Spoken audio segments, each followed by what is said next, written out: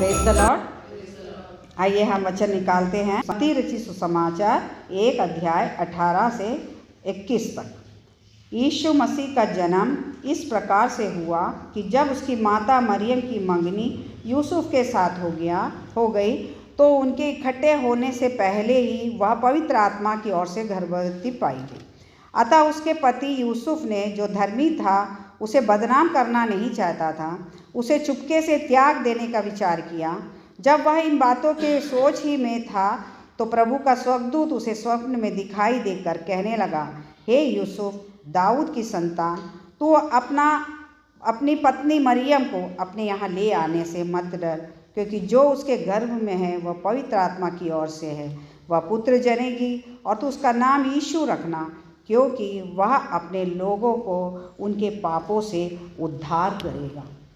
आज संडे के दिन हमारे सभा में एक थीम, आज का मैसेज का थीम निश्चित किया था कि एनंसिएशन टू जोसेफ, यूसुफ को स्वर्गदूत की घोषणा। हम यहाँ पर अक्सर वचन में पढ़ते हैं कि मरियम को के घोषणाओं के बारे में पढ़ते हैं। हम बाइबल में अक्सर हम बहुत सारे जगह में हम मरियम से संबंधित हम वचन पढ़ते हैं। मरियम के स्वर्गदूतों की घोषणा, स्वर्गदूत की घोषणा, फिर उसके बाद उनका क्या बोलना चाहिए, जन्म, यीशु मसीह का जन्म, मरियम का एक अध्याय में मरियम का गीत, एलिजाबेथ की यहाँ सेवा करना, और क्या बोलना चाहिए, काना के शादी में हम मरियम के इसमें पढ़ते हैं। और क्रूसिफिकेशन के टाइम पर हम देखते हैं कि यीशु मसीह ने किस प्रकार मरियम को सौंपा। तो हम देखते हैं कि मरियम से संबंधित हम बहुत विषय हम पढ़ते हैं बाइबल में, लेकिन यूसुफ के बारे में हम कहीं मुश्किल से ये अध्याय में और कहीं कुछ जगह में 2 या 3-4 बार नाम भर लेके हमने वचन में पढ़ा है। लेकिन आज यहाँ पर हम स्वर्गदूतों की जो घोषणा यूसुफ के लिए है, ये इसको हम पढ़ेंगे तो यूसुफ के लिए जो प्रभु ने जो दिया, और स्वर्गदूतों की घोषणा मात्र नहीं है, ये कहना चाहिए कि annunciation to Joseph, Emmanuel and celebration of joy. तो यहाँ पर ये आनंद हिंदी में है कि यूसुफ को स्वर्गदूत की घोषणा, इमैनुअल और आनंद का उत्सव। तो अभी हमको मालूम है कि ये दिसंबर 1 से जब दिसंबर 1 शुरू हो जाता है हमारे जीवन में, हमारे मन में आता है अरे क्रिसमस है, तो हमारे मन में विचार रहता है कि हमको घर सजाना है, पकवान बनाना है, और हमको स्टार लगाना है, क्रिसमस ट्री लगाना, वाइट वॉश करना, ये हमारे लिए एक जॉय है हमको। लेकिन यहाँ पर परमेश्वर बताता है कि तुम्हारा असली जॉय क्या होना चाहिए। ये जॉय उसके लिए मनाओ जिसने इस धरती पर हमारे लिए आया है। तो आज हम बाइबल से यूसुफ के लिए जो है हम पढ़ते हैं। यहाँ पर मैं 4 पॉइंट के बारे में बताऊंगी, किस प्रकार यूसुफ क्या था, यूसुफ कौन था, और यूसुफ का विश्वास, और यूसुफ का आज्ञाकारिता, यूसुफ का कहना चाहिए उसका आनंद क्या था। तो आइए हम देखते हैं कि पहला है कि वचन में पहला टॉपिक है कि जोसेफ का क्राइसिस एंड गॉड्स इंटरवेंशन। मतलब एक धर्मी जन की, यूसुफ की परीक्षा, मतलब कष्ट, और परमेश्वर का वहाँ पर हस्तक्षेप।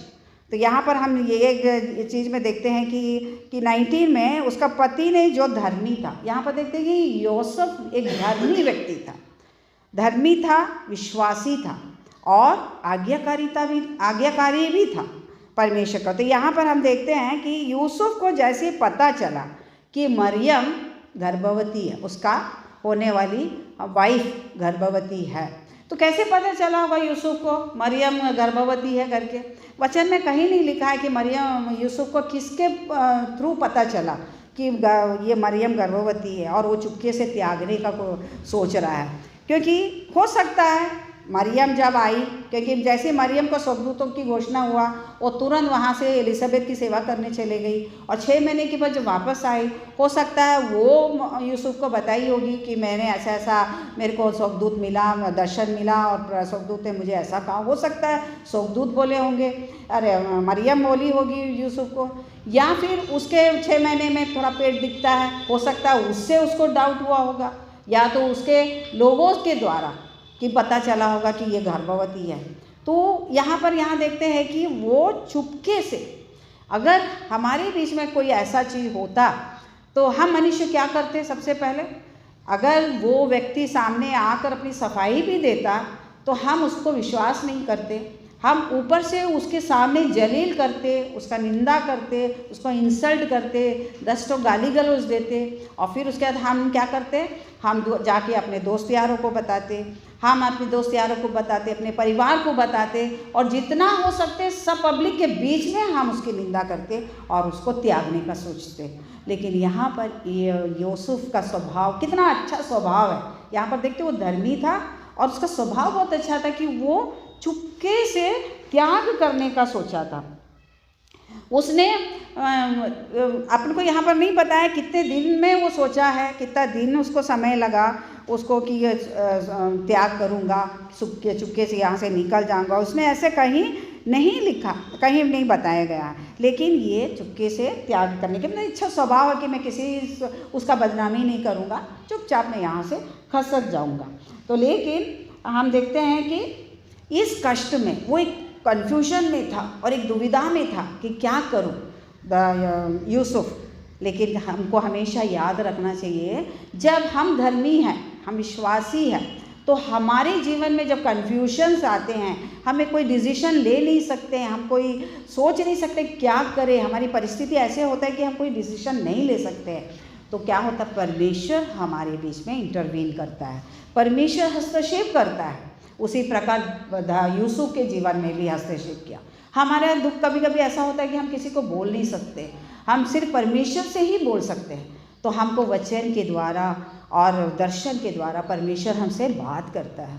तो ये हम हमेशा याद रखना कि जो धर्मी है, जो विश्वासी है, जो ईमानदारी से अपना काम करता है ना, परमेश्वर उनके साथ हमेशा रहता है, वचन के द्वारा बात करता है, दर्शन से बात करता है। यहाँ पर हम देखते हैं कि जैसे वो कन्फ्यूज़ था, परमेश्वर वहाँ पर हस्तक्षेप किया और उसने अपने स्वर्गदूत को भेजा, और उसको स्वर्गदूत को भेजकर उसने बोला नहीं कि यहाँ पर हम 20 में पढ़ते हैं, स्वर्गदूत आकर उसको, प्रभु का स्वर्गदूत उसे स्वप्न में दिखाई देकर कहने लगा, हे यूसुफ दाऊद की संतान, तू अपनी पत्नी मरियम को अपनी यहाँ ले आने से मत डर, क्योंकि जो उसके गर्भ में है वह पवित्र आत्मा की ओर से है।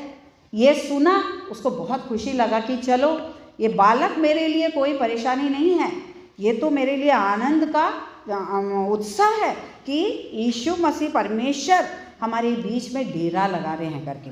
तो फिर यहाँ पर हम देखते हैं कि दूसरा पॉइंट है इम्मानुएल। यशायाह के पुस्तक हम 7वें के अध्याय में हम पढ़ते हैं कि राजा आहाज से परमेश्वर ने, यहोवा ने पूछा, तू मांग, तुझे क्या चाहिए? आकाश पृथ्वी से, पृथ्वी में जो कुछ है, आकाश ऊपर आकाश में कुछ है, तू मांग करके। तो देखो, अगर वो आहाज ने बोला नहीं, मैं आप कुछ नहीं मांगूंगा, मैं परमेश्वर की परीक्षा नहीं लूँगा करके, लेकिन परमेश्वर ने क्या किया? उसने ना धरती से निकाल के पूछ दिया, ना वो स्वर्ग से, स्वर्गदूतों से, स्वर्ग में से, स्वर्ग में क्या स्वर्गदूत है, स्वर्ग की कई चीज़ें, लेकिन उसने अपने आप को मानव रूप धारण करके इस धरती पर यीशु मसीह के नाम से, यीशु मसीह के रूप में, इम्मानुएल के नाम से वो हमारे बीच में डेरा करने के लिए आया। वो कितना बड़ी बात है। ये है इम्मानुएल, मतलब हमारा मेन थीम यहाँ पर है इम्मानुएल। हमारा जॉय क्या है?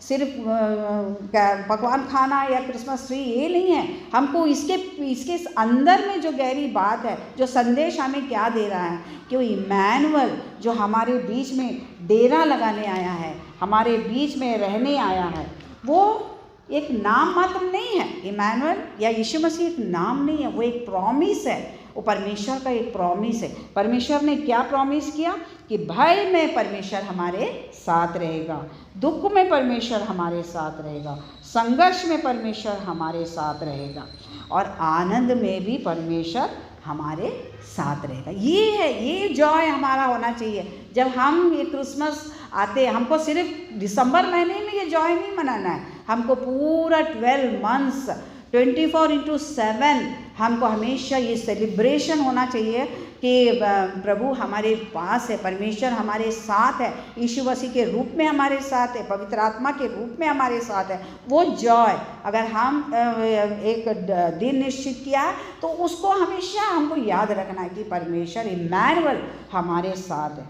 तो यहाँ पर हम देखते हैं कि यूसुफ ने देखा कि बालक होना कोई समस्या नहीं है, लेकिन वो जॉय क्या है? परमेश्वर की उपस्थिति हमारे संग है। तो यहाँ पर तीसरा पॉइंट है, यूसुफ की आज्ञाकारिता से उत्पन्न हुआ आनंद उत्पन्न हुआ। क्या हुआ? उत्पन्न हुआ, यूसुफ ने स्वर्गदूतों का बात एकदम से मान लिया। उसको लगा कि नहीं, ये तो अच्छी बात है, ये तो कोई गलत बात नहीं है भैया। जो परमेश्वर स्वर्ग का सिंहासन छोड़कर हमारे जीवन इस धरती पर हमारे पास हमारे साथ रहने के लिए, हमारे साथ चलने के लिए, हमारे भय में रहने के लिए जब यीशु मसीह हमारे साथ आ रहा है इम्मानुएल के रूप में, तो ये आनंद की बातें हैं। तो उसने वहाँ पर तर्क वितर्क नहीं किया। उसके 3 गुण हम यहाँ पर देखते हैं कि वो आनंद में कैसे बदला। उसने सबसे पहले स्वर्गदूतों से कोई प्रश्न नहीं किया। जैसे प्रभु ने बोला कि स्वर्गदूत ने बोला कि इम्मानुएल आ रहा है, उसने कोई स्वर्गदूत प्रश्न नहीं किया कि भैया ये झूठ है, ये तुम झूठ बोल रहे हैं, ये मेरे को फंसाने के लिए, ऐसा कुछ नहीं बोला। ना तर्क वितर्क किया और उसने विलंब नहीं किया। जैसे ही उसने सुना, उसको बोला कि तुम यहाँ ले आओ, उसने देर नहीं किया। और उसने क्या किया? वो धर्मी था, विश्वासी था, उसने उस स्वर्गदूत की आज्ञा मानी और उसने तुरंत जाके मरियम को अपने घर लेके आया। ये है आनंद। और आनंद सिर्फ ये नहीं है कि हम दर्शन देख लिए और परमेश्वर ने स्वर्गदूत ने बोला, ये नहीं आनंद। आनंद ये है कि हमको परमेश्वर पर पूरा भरोसा रखना है। वो है हमारे आनंद की परमेश्वर हमारे साथ है। वहाँ वो भरोसा में उसने जाकर मरियम को लेके आता है। अब इसके बाद चौथा पॉइंट है, आनंद का सच्चा कारण यीशु मसीह है ना। यहाँ पर और कुछ नहीं है आनंद का कारण कि यूसुफ ने लेके आया मरियम को अपने घर में, वो उसके लिए आनंद है, लेकिन सच्चा कारण इम्मानुएल है। और ये यूसुफ और मरियम के लिए सिर्फ आनंद नहीं है, आनंद सारे मानव जाति के लिए है कि उसने उसको माना, उसने ओबे किया। अगर वो ओबे नहीं करता तो क्या होता? शायद ये आनंद नहीं होता। लेकिन ये आनंद किसी दूसरे तरीके से जिसे हम विश्वास नहीं कर सकते। लेकिन यहाँ पर उसने वो आज्ञा मानकर उसने वो बोला कि ये सिर्फ मेरा और मेरी वाइफ के लिए होने वाली वाइफ का खुशी नहीं है कि परमेश्वर मेरे घर में जन्म ले रहा है, वो सारे मानव जाति के लिए अपना स्वर्गीय सिंहासन छोड़कर परमेश्वर यीशु मसीह के रूप में इम्मानुएल के रूप में हमारे बीच में डेरा कर रहा है। वो सबसे बड़ी आनंद है।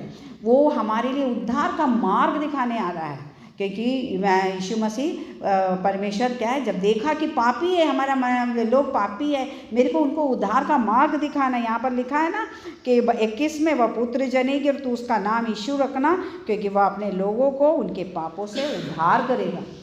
वो इसके लिए अपने आप को, क्योंकि परमेश्वर खुद आके प्रत्यक्ष नहीं हो सकता है यहाँ पर, क्योंकि परमेश्वर को कभी किसी ने देखा नहीं है। तो परमेश्वर कैसे मनुष्य के बीच में आएगा? यीशु मसीह के रूप में, अपने बेटे के रूप में ही आ सकता है।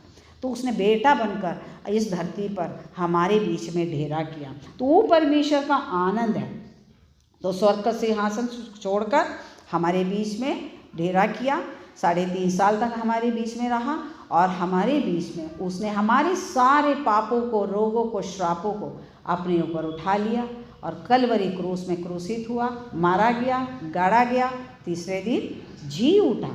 ये है सेलिब्रेशन, ये हमारा जॉय है कि यीशु मसीह परमेश्वर हमारे बीच में डेरा किया है, परमेश्वर हमारे साथ चलने आया है।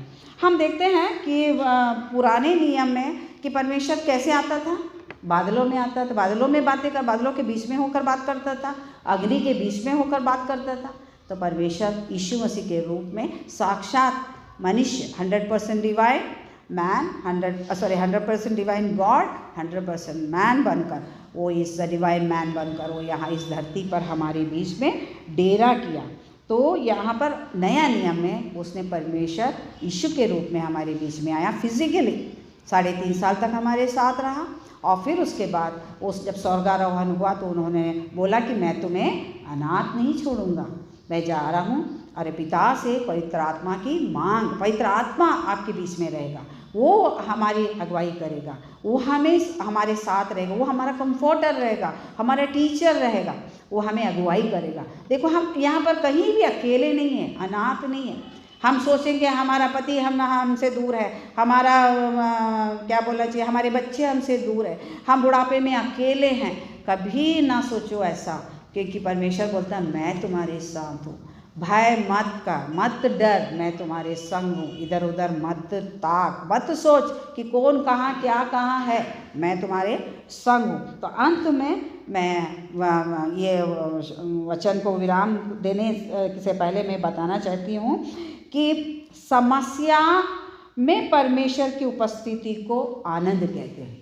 कि आनंद, हम हर चीज़ में जो खुशी हमारे जीवन में है वो आनंद अलग है, लेकिन हमारे दुख में, हमारे तकलीफ़ों में जो परमेश्वर की उपस्थिति है वो है हमारे लिए जॉय।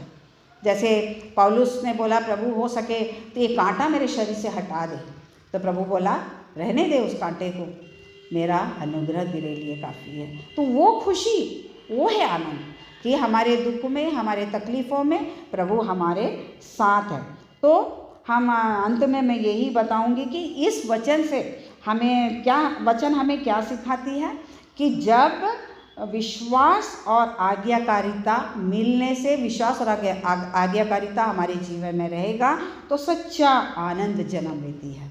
तो हमें धर्मी होना है, यीशु के समान धर्मी होना है, और विश्वास बनना है, आज्ञाकारी बनना है, और फिर उसके बाद हमको वो आनंद हमको मिलेगा। तो हम यूसुफ के समान विश्वासी बने, आज्ञाकारी रहे, और कब होगा, जब परमेश्वर पर हम भरोसा रखेंगे, उसकी इच्छा को स्वीकार करें और आनंद मनाएं, क्योंकि परमेश्वर हमारे साथ है, इम्मानुएल हमारे साथ है, आज कल और सदा हमारे साथ है।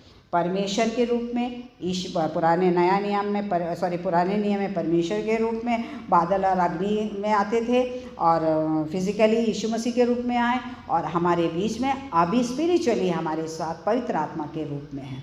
तो अंत में यही बोलूँगी कि यूसुफ का जॉय है, जो सेलिब्रेशन ऑफ जॉय हमारा सिर्फ ना स्टार लगा के, ना क्रिसमस ट्री लगा के, ना पकवान बना के नहीं, वो उसका संदेश को देखिए कि हमें धर्मी बनना है, विश्वासी बनना है, आज्ञाकारी बनना है। तो परमेश्वर हमें निश्चय हमारे दुख में हमको दर्शन देगा, हमें अगुवाई करेगा। वचन हमें यह सिखाती है कि यूसुफ धर्मी था, विश्वासी था और आज्ञाकारी था, और स्वर्गदूत की आज्ञा मानने के कारण उसका आनंद उत्सव में बदल गया, और तब बदला जब यूसुफ ने यीशु को ग्रहण किया। और यह वचन हमें यह संदेश देती है, अंत में यह वचन हमें यह संदेश देती है कि हमें भी यूसुफ जैसा धर्मी, विश्वासी और आज्ञाकारी रहना है, और हमारा आनंद भी उत्सव में बदलेगा जब हम यीशु मसीह जो इम्मानुएल है उसे अपने जीवन में ग्रहण करेंगे। प्रभु आप सबको ब्लेस करे। God bless you all.